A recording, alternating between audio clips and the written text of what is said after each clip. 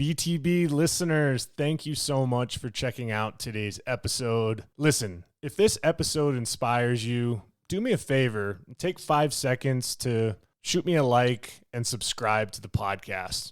There are several more exciting guests that are in the pipeline, and I just can't thank you enough for your continued support, and let's keep paying the mission forward. Don't be afraid of the dark. Be careful with stars. Not every light is gonna guide you, baby. Welcome to the BTB Project, designed to empower listeners to identify their why and to live their best lives no matter the circumstances. My name is Kollman Gearhart, a former athlete and motivational coach. I've had the opportunity to inspire thousands through my story and help accomplish what they are built to be. You'll be encouraged by each and every episode, and let's get into it. Yeah, when I blow up, I'ma soar high like Peter Pan. In real life, be living out my dreams. If I'm waking up, it's in a foreign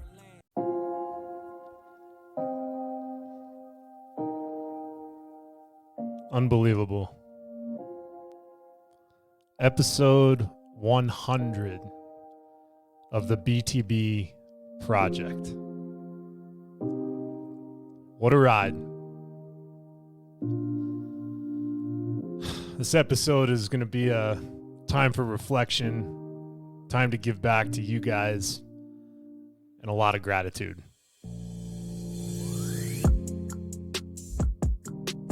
Every single moment that I've had, whether it's an interview, BTB short, BTB influencers, has been extraordinary. There's a lot I've learned in these last few months, being 1 year into the Project podcast. And I just look forward to talking through it with you today in this episode. Oh, man, oh man.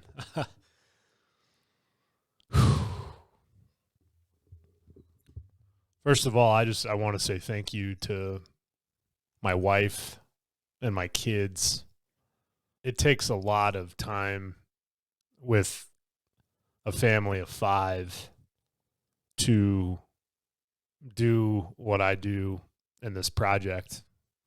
And my wife especially, she's just been such a tremendous support and impact on me to have the courage to do this. It's wild to me to think about the first time I thought about doing a podcast 13 years ago. I'm hanging out with the best man at my wedding.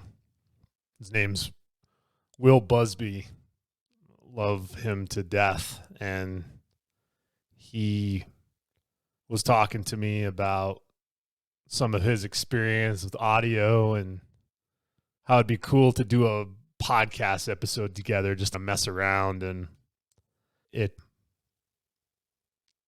was something that I sat on for a while.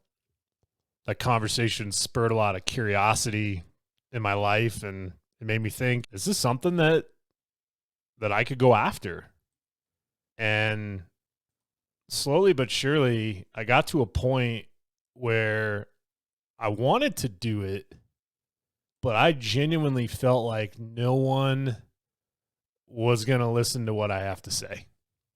And the contrary to that is based off of a lot of work, a lot of dedication, tapping into this passion. But I'm sitting here at 100 episodes doing podcasting for 11 months, and I'm blown away by the lives that it's impacted. And I have a ton of shout outs that I'm going to give in this episode. And it's a good way for you as the listener. If this is the first time you've listened to the BTB Project, it'll give you a good insight of what makes me tick, why I'm doing this, and some highlights that I've had that have just been incredibly inspirational in this process. But my first interview was in person. So the camera is looking at me in my seat, but directly over this direction, I have another seat that has 2 mics. So I got 2 chairs, 2 mics, and I can have in-person interviews. And I was able to have my first in-person interview with Peyton Palermo, a former client of mine, survived 5 brain surgeries, was just a tremendous impact in my life. Peyton's hope, everything she's done to raise awareness for cancer research due to the trauma that she felt growing up and was able to overcome. She's given back by an endowment fund, raising money to help with cancer research. And it's just crazy. I think of that moment in the interview. There were so many just special moments walking through what we did together, to all the way to a vulnerable moment of, what it meant to share her story and some emotion. And I've had a lot of emotion through this podcast so far. Another one that comes to mind was the second in-person interview I had was with Manu Santos, my former teammate from Northern Colorado, and talking about the significance of coming from Brazil to achieve her dream of playing college tennis and playing Division I tennis, transferring from Tyler Junior College to play 2 years at Northern Colorado. And her story got emotional. My biggest mentor and the most streamed podcast in 2023 for the BTB Project, Jeff Salzenstein, having him in studio and walking through and reminiscing his career, to then being able to talk about his brother that passed away from drug overdose, and the connection that him and I had, from my mom being an addict to his brother being an addict, which ultimately led him to having to leave the tour to try to help his brother get sober. And there's just a lot of emotion in that podcast. And then, as I'm giving my shout outs here for all the people that I've done interviews with, bear with me, but David Petty, he's a cross-country track Hall of Fame for the state of Wisconsin. The guy was a legend. I remember meeting him at a work training, and I see this guy with this big old championship ring on, I believe it was Big Ten, and it was his ring from when he won it at Wisconsin, and it spurred a conversation. And I've said on some episodes that my sons are runners, so be able to, rehash David's story, to have him on was such a cool moment, because he got to reflect on a lot of things that he hasn't talked about in a while.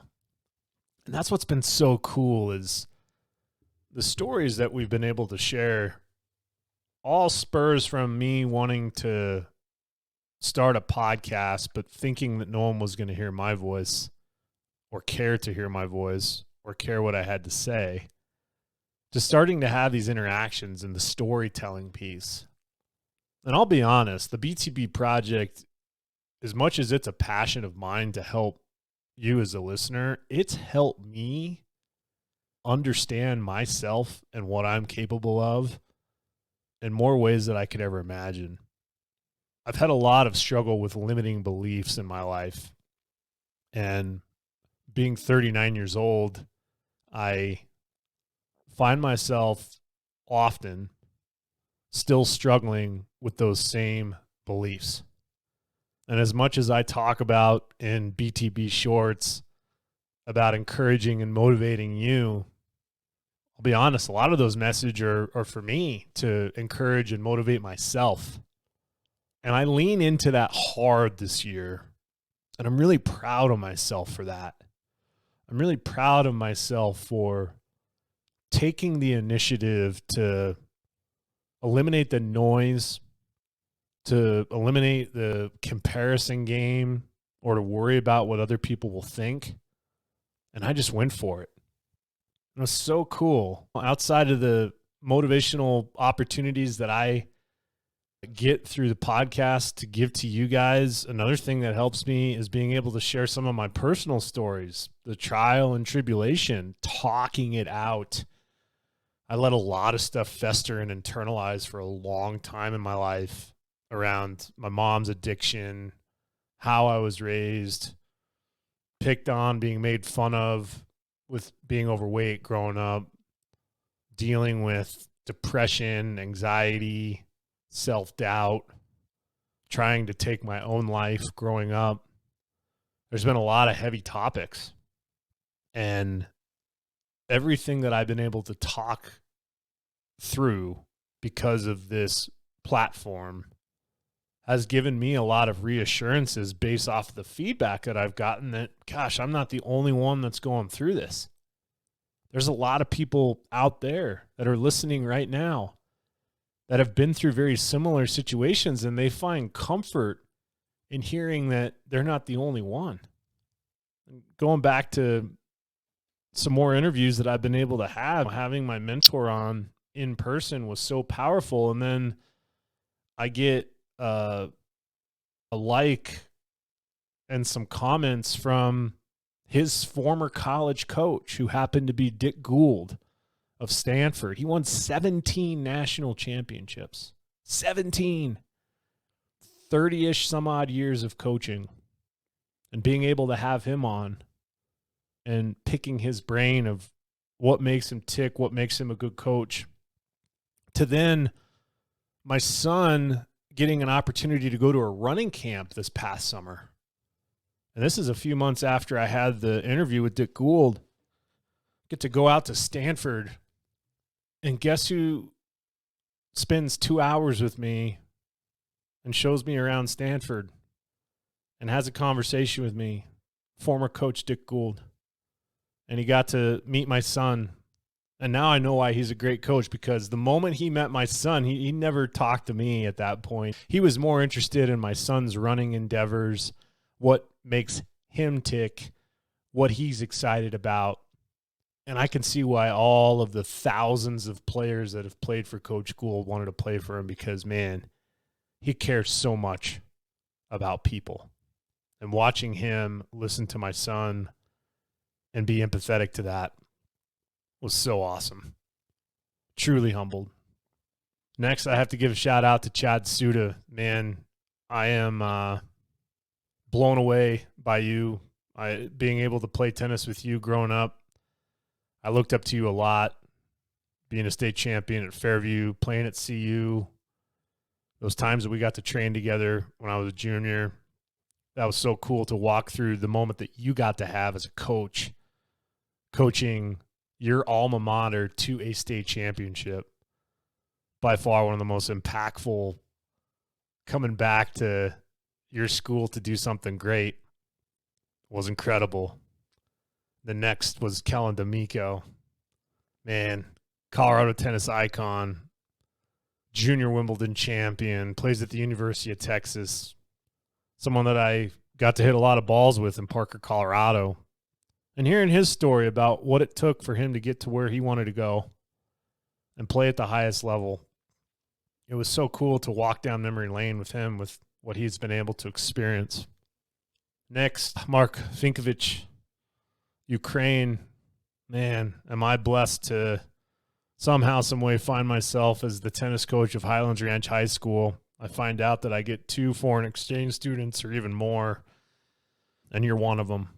And to know that you won a competition out of 10,000 applicants to get to the United States to be part of an exchange program, and then moments later having your year get cut by COVID, to then a couple years later you turn 18 before your country gets invaded, and here we are having an opportunity to talk about it and how you're representing your family, your country. I couldn't be more proud of you. From there, Stan Vaughn, such a great friend of mine. Met him in Evergreen, Colorado when I was coaching. He had a difficult circumstance with a health condition that left him paralyzed from the neck down while he was in college. And he comes back from that 6 months later to still continue to play. And then now being able to coach some high school tennis with him every now and then. He's a tremendous talent from Colorado and someone that I'm forever grateful for to spend some time with me on the project and sharing his story of hope, encouragement, and being a believer as he is. I am just always blown away by his heart and compassion towards others. And I want to continue to be an extension of that as I grow the project podcast. Richard Johnson, Pepperdine national champion, state champion from Grand Junction, Colorado. Just one of the kindest hearts I've ever met. The guy is a competitive warrior. I've been on the other side of the net of him, and man, he reminds me very quick about his greatness and how he's taken this game to the highest level, but talking through a lot of different situations of his college experience, what he experienced playing pro tennis, what he's up to now. It's such a cool interview. My son, Caden Dendorfer, it was so cool to showcase some of his accomplishments through his episode of cross country and track, being a state champion in Colorado, and diving into really the nuances of what it takes to be a runner. And he's built to be a runner. And he was so eloquent in being able to share that with how he's been able to impact not only his life, but many other people's lives as he's gone after that goal of becoming one of the best athletes that he possibly can be. And then Jeff Zeller, another Cherry Creek state champion, was able to walk on and play at Stanford, became a team captain, taught us a lot about controlling the controllables, learned a lot about alter ego through him. He was a tremendous interview and such an eloquent mind. He's so smart, and it was just an awesome moment. Then my good friend Ryan Morgan, who was addicted to meth for most of his younger life, that led to him having almost 9-10 years of sobriety now, and being able to hear that my mom's story, when I shared that on an episode, impacted him. I was truly taken away by that. And next on the list, I had a tremendous opportunity to talk to a gal that I got to hit with back in the day in Littleton, Colorado. She's now a college tennis coach at Queens College back east, Alex Liatu. Just such an awesome moment that I got to spend with her, hearing about all of the nuances of college tennis and learning about why she got into it, not having good experiences herself in college, multiple time transfer, not by her choice, but just in tough situations that she was facing. And from there, it was really compelling to me to hear how she's giving back, being like a coach that she never had. And that's something that I certainly resonated with when I was able to spend some time with her. And then that's jumping into Boise State coach Luke Shields, another tremendous Colorado tennis icon. Got to have his brother on, Clancy, as well. And hearing really all of the nuances of his time as a player, to what he's doing as a coach, to what he's doing to give back to these college kids. I would have done anything to have a coach like him, and being able to talk through those moments on the podcast was so awesome. Clancy as well, being the coach of Arizona. These are two guys, Luke and Clancy, that I looked up to as a kid. And here we are now. They're on the BTB Project, sharing their story and sharing how they've been inspired by some of the listens that they've had of episodes prior to hopping on. That's why I wanted to do this project, was to continue to find ways to pay forward storytelling and look at the impact that it's been. Guys like Paul Koenke, growing up, I know that he felt like he didn't treat people all that well on the court, but he gave me a tremendous chance to train with him, to really get to know the ins and outs of tennis. He didn't have to take that chance on me, but he did. And I was so grateful for that. And then for him to come on the podcast and talk about some of the regrets that he has, and really the lessons learned about his ego and his mouth, and how his best key advice was just to be quiet. And I thought that was so powerful in that episode with Paul. And next up, Fohad Moss. Man, what an opportunity. He came to Highlands Ranch High School the same time as Mark Finkovich. And Fohad's from Bolivia, one of the greatest tennis talents that I've seen. And being able to hear how that time with him for even just a few months impacted his life to propel him into what he's doing with school right now in Argentina, and how he's looking to be a coach himself and to be a small byproduct in his life, and have that be shared on the podcast was awesome. Marco Mediucci, that's one of the mentors of Alex Liatu. He's coaching NJIT, and being able to hear his story and his upbringing in Italy. Oh, such a cool conversation. But that conversation doesn't happen without Alex mentioning the key people in her life that have been mentors. And as I hear those types of things in the episodes, it makes me want to reach out to these people, learn more about their stories, and see if they're willing to share their story on the podcast. Scott Ford, he was able to show me a different way of seeing the game of tennis and getting in the zone and playing in a flow state. And he's just such a wealth of knowledge. And I was grateful for that interaction with him that led to many times on the court, learning more about getting in the zone, to learning more about his sport collective of coaching mentors that he has through Evo Sports. And Evo Sports has now been someone that I've been able to collaborate with because of the introduction from Scott, and being able to, as the BTB Project, help them with some of the emceeing and orchestrating some of their coaching seminars that they do online, and help proctor those interviews because of the podcast. And then guys like Greg Patton, one of the greatest college coaches of all time, right up there with Dick Gould. He never was able to win a national championship, but he changed the whole trajectory of Boise State tennis. And Luke and Clancy got to play for him at Boise. And hearing his story and his enthusiasm and his love and passion for his family, what an unbelievable moment that was.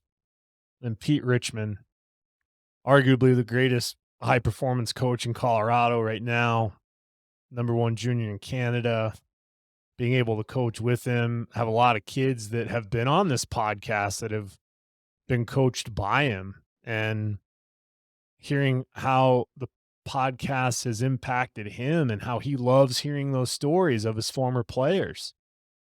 What an awesome moment that him and I got to have together. And then going back to my high school roots, Grant Stucker, who won a state championship in football for Ponderosa, goes on and walks on at CSU. He was on scholarship, but he was able to play as a fifth-year redshirt, beat CU the first game that he ever plays in college. And just hearing his story about not only what he did as an athlete, but what he does post-college athletics, and how he's trained his body to endure some of the rigors of sonic cold plunge, and how it's helped his kids and his family be the best versions of themselves. It was just a remarkable interview. Guys like Aaron Schneider. Aaron Schneider was the trainer that helped my friend Stan Vaughn when he was having that medical emergency. And he's one of the head trainers at Liberty University in Virginia. And hearing his story of almost 20 years in athletic training and the lives that he's impacted, and how he's leaning on his faith and all of the people that he's been able to support through that process. It's so cool. And guys like Josh Berger, he is part of Tennis IQ podcast that ended up interviewing me to want to share my story and the impact that he's had on tennis and sports psychology. And he's now here in Colorado, up in Boulder. And I hope that we can continue to find ways to collaborate in the future. And it was a tremendous listen. And then a huge mentor of mine, John Heindz.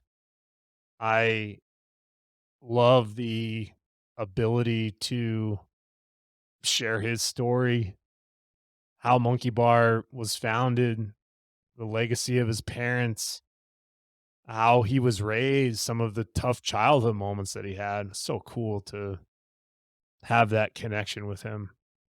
Bethany Neeley, one of the greatest runners to ever come out of the state of Indiana, and hearing her story about her and her twin sister and what they're able to do, winning multiple state championships. And she goes on and runs at NC State and does miraculous things in college. And she happened to be the assistant coach of my son's cross country team back in the day. And that was really awesome to share her story. And then Josh King, guy survives stage 4 lymphoma cancer and lives to tell about it at such a young age. Recently got married a few months ago. Another tremendous teaching pro here in Colorado. And it was just awesome to hear his story and how inspirational he is. I've had a lot of kids through high school coaching that have worked with Josh, and to finally get to have a conversation with him was amazing. Tate Schroeder survived a high school shooting. Unfortunately, she lost one of her friends, but she got to play for Claire and write that on her shoes and win a state championship for Arapahoe. And hearing the why and some of the emotion behind Claire's family and what motivated Tate was a really cool moment that we had. My good friend Derek Thomas, one of the most successful real estate agents in Colorado. I grew up with him. He's helped me find and sell homes, and it was cool just to hear his story about the world of real estate. And when he decided to know that he was built to become a real estate agent, what it looked like to be in that world and to give back and the legacy that he wants to leave for his family. That's what it's all about.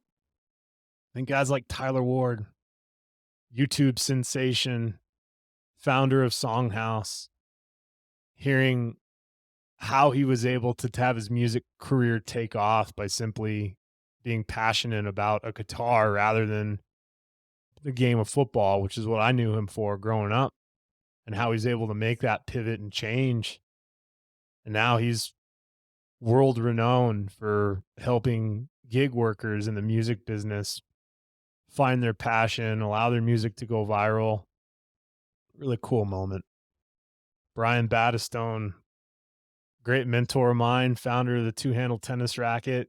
Him and I are still talking today about ways that we can help grow that initiative. And that conversation never happens without sharing his story. And he's one of the most unique players that I've ever met. But his heart and his compassion and him being a coach and how he wants to help others is fantastic. The comeback queen, Claire Cox, number 2 singles state champion from Ponderosa a few years ago. One of my students, someone that trusted me, believed in me, took a chance on me, trusted that I could provide a roadmap and an environment to help her win state. And she did it. And to be able to share that story, it was incredibly impactful. Then guys like Paul Newell, Ivory. He's now a rapper, but I grew up playing tennis with him and his older brother, who he tragically lost in a car accident. And hearing how that still affects him today, but motivates him to be better, to help support his wife and multiple children and continue to be in the rap game and be inspirational. What a great, remarkable interview that was. And James McGee, Irish tennis star. Met him through my mentor, Jeff Salzenstein. Guy qualifies for the U.S. Open, plays on the tour for many years, and is a local legend back home, and is now doing No Quit Tennis Academy in Las Vegas. And he was gracious enough to introduce me to some really big names in tennis. Dave McPherson, a former head coach of the Bryan brothers, and John Isner. And then Dave O'Hare, who's Irish Davis Cup, works with Joe Salisbury, Rajiv Ram. And this guy has won three Grand Slams as a coach, and Dave McPherson has won 15 with the Bryan brothers. It's just amazing how the art of momentum happens when you just decide to take a risk on something that you're passionate about. And these last few names here, Tyler Pasik, Pasik Sport Performance. What an awesome mental coach he is. I never come across him without Scott Ford and Evo Sports Collective. And then people like Julia Eddy, who was a orphan child, came to the United States from Latvia with her two sisters. She's about to graduate from Creighton and go to nursing school. I just remember those times on the court with her that led to us being able to share a story about getting out of Latvia and being where she's at today. Truly inspirational. Andy Zerker, Colorado High School tennis state champion, basketball, plays at Notre Dame, All-American. And meeting him at Jeff Salzenstein's 50th birthday and being able to catch up with him and hear his story and say, hey, let's hop on the podcast. And there he was. It's unbelievable. What a tremendous story he has. Dr. Nuno Matos, helping people with burnout. He was one of the guys I got to interview through Evo Sports Collective on the coaching seminar, and we had a great connection, and he wanted to come on the project. And that moment of vulnerability that he had, and it was just such a profound moment to where I can't wait to have some of the people that I work with here in the United States work with him out of Lisbon, Portugal. It's just amazing how the podcast has interacted with so many international ties, all from a microphone in Colorado or wherever I'm at filming. Super humbled by that. Bobby Rasmussen, the guy arguably saved my life growing up, encouraged me, helped me. Colorado State champion, played at Santa Clara. He was just so eloquent on our episode and was able to walk through a tough situation with his teammate recently passing away. But being able to honor him and support him through our story was really special to me. Jet Middleton, his dad has survived stage 4 brain cancer, and he's getting into the peak of his collegiate career now at Boise State. Has had a lot of trial and tribulation, but he's kept his head up and was able to listen to some of my podcasts with his coach, Luke Shields, and his former coach, Clancy Shields. Like, it's just so cool to have all of those dots connect through this platform. And lastly, Calissa Hall. She had one of the toughest moments that I've seen as a player, where she had won 2 state championships in 4A and then was playing 5A tennis and had a controversial moment with some line calls, and hearing what she's up to now. Deciding to stop playing tennis at University of Minnesota after 2.5 years to help people with disabilities with in-home care. And being in finance and being a wedding planner and helping people, like, that's what this mission is all about. My goal as a coach or this platform is to help people do extraordinary things in their life. And it's not without those types of stories that doesn't allow that mission to really happen. So after I've walked through all of those guests that have taken the time in 2023 to do some interviews with me, I'm humbled and I'm grateful. I started this podcast because I believe that instead of being a big teddy bear and being known as that BTB growing up, that I can be a different version of something that hurt me growing up and turn it into a positive. BTB, what are you built to be? What are you built to become? What are you built to inspire and to strive for and to do that will not only change your life, but change everyone's life around you? This 100th episode, I could not be more humbled by. And it's you, the listener, that have made this possible. I cannot wait for what we're going to get into in 2024 and the years to come. But I come with a lot of gratitude. I come with a lot of appreciation. And watch out, because I'm just getting started. I'm proud of each and every one of you. Thanks for checking out today's episode. Continue to like, subscribe to the podcast, share it with your friends. If one of these episodes that I talked about as a review resonated with you, share it. Let's continue to pay the mission forward. Let's impact lives. And I can't wait for what's ahead. Thanks for checking out today's episode. And until next time, take care.